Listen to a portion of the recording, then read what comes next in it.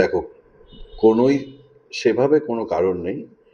যেহেতু আমি তো পলিটিক্যাল পার্সন নই সেই সেন্সে, আমি হঠাৎ করেই এই দায়িত্বটা নিয়েছিলাম।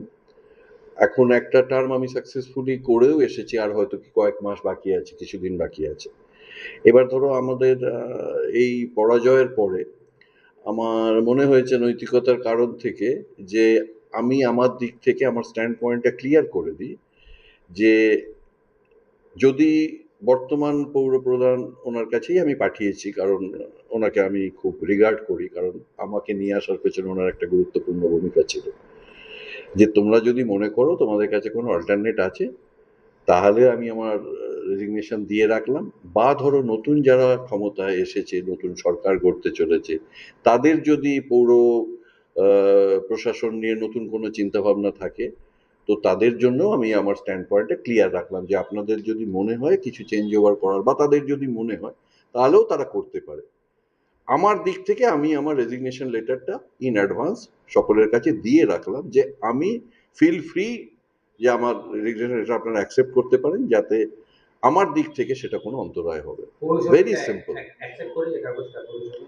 এখনো তো করেনি না।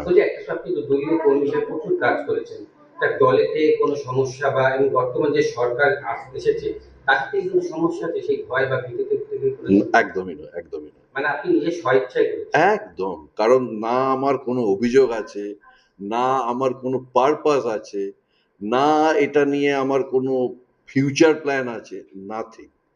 তাহলে আপনি কোনো অন্য দলে যাবার কোনো ভাবনা চিন্তা কিছু নিয়েছেন?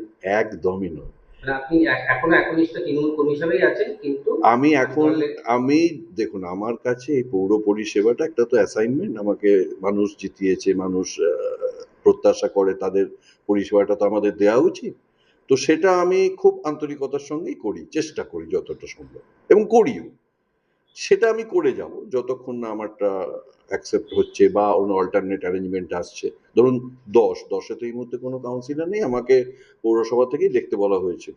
মানে ১০০ দুটো পৌরসভায় আপনি দেখবেন। আর দুটো ওয়ার্ড আমি দেখি, এবং দেখুন অত মানুষ, তাদের তো পরিষেবার ব্যাপার আছে, এটা আমি কন্টিনিউ করব। কিন্তু আমি দিয়ে রাখলাম কেন, যে এই যে চেঞ্জ ওভার হয়েছে, পালাবদল হয়েছে, খানিকটা আমার দিক থেকে আমার ওয়ার্ডে আমরা হেরেছি, সেটা আমার খারাপও লেগেছে, তো খানিকটা দায়িত্ব স্বীকার করে নিয়েও আমি দিয়ে রাখলাম। আর সেকেন্ডলি হচ্ছে যে নতুন যে প্রশাসন এসছে, তাদের যদি মনে হয় যে আগামী দিনে তারা তাদের পদ্ধতিতে পৌর বোর্ড চালাবে বা কিছু করবে, তো তাদের জন্য আমি আমার রাস্তাটাকে, জায়গাটাকে ক্লিয়ার করে রাখলাম। তাহলে আপনার ওয়ার্ডে যেভাবে আপনার পাশে আপনার লোকাল মানুষ কোনো সমস্যা হলে যেভাবে আসতো, তাহলে আপনি যদি এখন দায়িত্বে নেই, তাহলে কিভাবে মানুষ কার কাছে যাবে? কিভাবে আমি বলে দিচ্ছি, আমি কিন্তু যতক্ষণ না আমাকে আমার পরিবর্ত ব্যবস্থা পাঠাচ্ছে পৌরসভা, ততদিন আমি কিন্তু কন্টিনিউ করবো। আই রিপিট, আমি রেসপন্সিবিলিটি ছেড়ে যাব না।